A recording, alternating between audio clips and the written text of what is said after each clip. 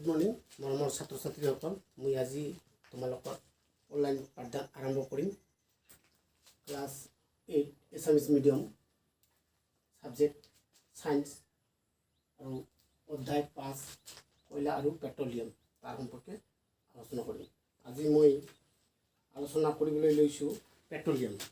যে পেট্ৰল আমি প্ৰত্যেকে জানো যে পেট্ৰলৰ দ্বাৰাই বাইক সাইক সৰু সৰু গাড়ীবোৰ চলে। এইটো কেনেকৈ বা ক'ত পোৱা যায় তাৰ সম্পৰ্কে অলপ আলোচনা কৰিম। ইয়াত কি কৈছে পেট্ৰলিয়াম। তোমালোকে জানা যে মটৰচাইকেল, স্কুটাৰ আৰু মটৰ গাড়ীৰ নিচিনা লঘু যান বাহনসমূহত ইন্ধন হিচাপে পেট্ৰল ব্যৱহাৰ কৰা হয়। তাৰমানে আমি সকলোৱে জানো যে মটৰচাইকেল বা স্কুটাৰ বা সৰু সৰু যান বাহন, লঘু বুলি কৈছে, সৰু সৰু যান বাহনত পেট্ৰলৰ দ্বাৰা এইবোৰ চলাচল কৰা হয়। ট্ৰাক আৰু ট্ৰেক্টৰ নিচিনা গধুৰ যান বাহনবোৰ ডিজেলেৰে চলোৱা হয়। আৰু ট্ৰাক আৰু ট্ৰেক্টৰ এইবোৰ যিবোৰ ডাঙৰ ডাঙৰ গাড়ী সেইবোৰ ডিজেলৰ দ্বাৰাই চলাচল কৰা হয় বা চলে। পেট্ৰল আৰু ডিজেল পেট্ৰলিয়াম নামৰ এবিধ প্ৰাকৃতিক সম্পদৰ পৰা আহৰণ কৰা হয়।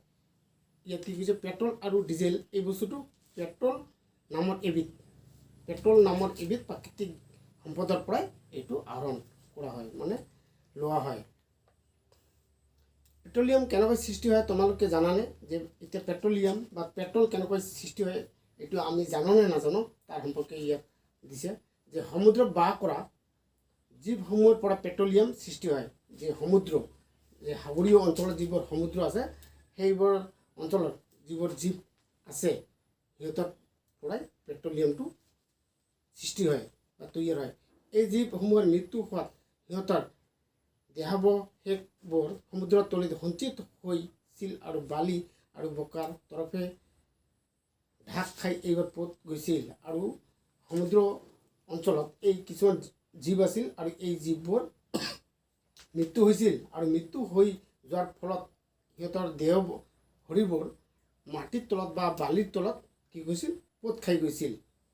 কালক্ৰমত বহু নিযুত বছৰ ধৰি অক্সিজেনহীন পৰিৱেশ, প্ৰচুৰ তাপ আৰু অত্যধিক চাপৰ প্ৰভাৱতে মৃত জীৱসমূহক পেট্ৰলিয়াম আৰু প্ৰাকৃতিক গেছলৈ ৰূপান্তৰ কৰে।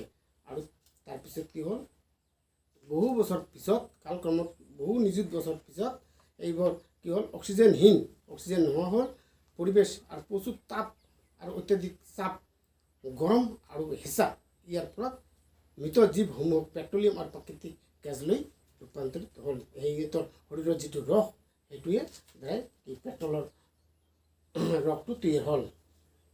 ইয়াত পেট্ৰলিয়াম আৰু প্ৰাকৃতিক গেছ অৱস্থান দেখুওৱা হৈছে। ইয়াত দেখুওৱা হৈছে পেট্ৰলিয়াম আৰু কি কৈছে প্ৰাকৃতিক গেছ। মন কৰাচোন, পানীৰ ওপৰত ক্ৰমান্বয়ে পেট্ৰলিয়াম, তেল আৰু গেছ আছে। ইয়াত আমাৰ কি কৈছে গেছ আছে আৰু পেট্ৰলিয়ামো আছে। ইয়াত দিছে, এইখিনিত দিছে। এইটো তহঁতে ঘৰত নিজে নিজে বহি চাবা, কিতাপত চাবা। পেট্ৰলিয়াম, তেল আৰু গেছ আছে।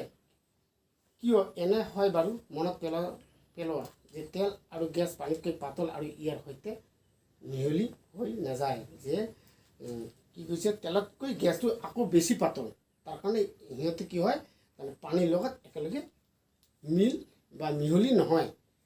ইয়াত কৈছে এইটো মনত ৰাখিব। পৃথিৱীৰ প্ৰথম তেল খাদটো 1859 চনত আমেৰিকা যুক্তৰাষ্ট্ৰত পেনচিলভেনিয়াত খন্দা হৈছিল। এইটো আমেৰিকাত পৃথিৱীৰ প্ৰথম তেল খাদটো, তাৰমানে তেল ঠাইটো হ'ল আমেৰিকাৰ যুক্তৰাষ্ট্ৰৰ পেনচিলভেনিয়াত আৰু 1859 চনত এইটো খন্দা হৈছিল। 8 বছৰ পাছত, তাৰমানে তাৰ 8 বছৰ পাছত 1866 চনত অসমৰ মাকুমত তেল আৱিষ্কাৰ হয়। তাৰপিছত আমাৰ এই অসম ৰাজ্যৰ কি হয় 1866 চনত মাকুমত এই তেলৰ সন্ধান পায় আৰু তাত তেল আৱিষ্কাৰ কৰে। ভাৰতবৰ্ষৰ তেল পোৱা ঠাইসমূহ হ'ল, ক'ত ক'ত ভাৰতবৰ্ষত তেল পোৱা যায়? অসম, গুজৰাট, মুম্বাই, গোদাবৰী আৰু কৃষ্ণা নদীৰ অৱবাহিকা। আৰু কৃষ্ণা নদী অৱবাহিকা মানে ওচৰত।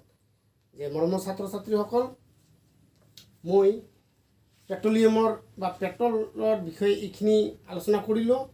আৰু কয়লা আৰু পেট্ৰল কয়লা আৰু পেট্ৰলিয়ামৰ লগতে মই কয়লা আৰু পেট্ৰলিয়ামৰ 4 নম্বৰ প্ৰশ্নৰ উত্তৰটো লিখি দিছোঁ।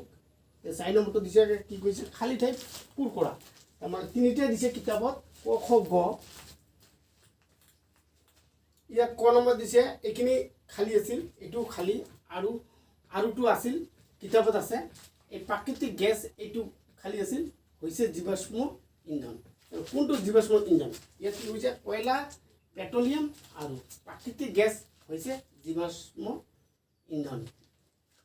ইন্ধন মানে যিকোনো যেনেকৈ আমি খাদ্য নাখালে চলিব নোৱাৰোঁ, ঠিক যেনেকৈ আমাৰ ভাত বা ৰুটি এইবোৰ আমাৰ ইন্ধন, ঠিক গাড়ী মটৰৰ ইন্ধন হ'ল এই যে কি কৈছে পেট্ৰল বা কয়লা। আগতো কয়লা দিও চলিছিল। 6 নম্বৰ পেট্ৰলিয়াম উৎপাদনসমূহ পৃথকীকৰণ প্ৰক্ৰিয়াটোক বলা হয়। কি বলা হৈছিল? ইয়াত উত্তৰটো হ'ল খালী জাগাটো শোধন বলা হয়। তাৰমানে পেট্ৰলিয়াম উৎপাদনসমূহৰ যেতিয়া পৃথকীকৰণ মানে আলাদা কৰা হয়, পৃথক মানে বেলেগ বেলেগ কৰা হয়, সেই প্ৰক্ৰিয়াটোক কি কোৱা হৈছে? শোধন। 9 নম্বৰ আটাইতকৈ কম প্ৰদূষিত কৰা যান বাহনৰ ইন্ধনটো হ'ল যে গাড়ী মটৰ চলে আটাইতকৈ কম ইন্ধন, তাৰমানে কি কৈছে প্ৰদূষিত মানে ধোঁৱা তাৰমানে দেখা নাযায়, তাৰমানে গেছ আটাইতকৈ কম প্ৰদূষিত মানে পৰিৱেশটো বা বায়ুমণ্ডল দূষিত নহয়, সেই ইন্ধনটো হ'ল CNG। আৰু ইয়াত কি হৈছে ব্ৰেকত সংকুচিত প্ৰাকৃতিক গেছ, এইটো সংকুচিত প্ৰাকৃতিক গেছ বুলি কোৱা হয়। যে মৰমৰ ছাত্ৰ ছাত্ৰীসকল, মই 4 নম্বৰৰ এই খালী ঠাইটো লিখি দিছোঁ। তোমালোকে নিজে নিজে বহীত লিখি ল'ব আৰু পঢ়িবলৈ যত্ন কৰিবা। আৰু লগতে মই আজি তোমালোকৰ অনলাইন পাঠদান ইয়াতে সামৰণি মাৰিম।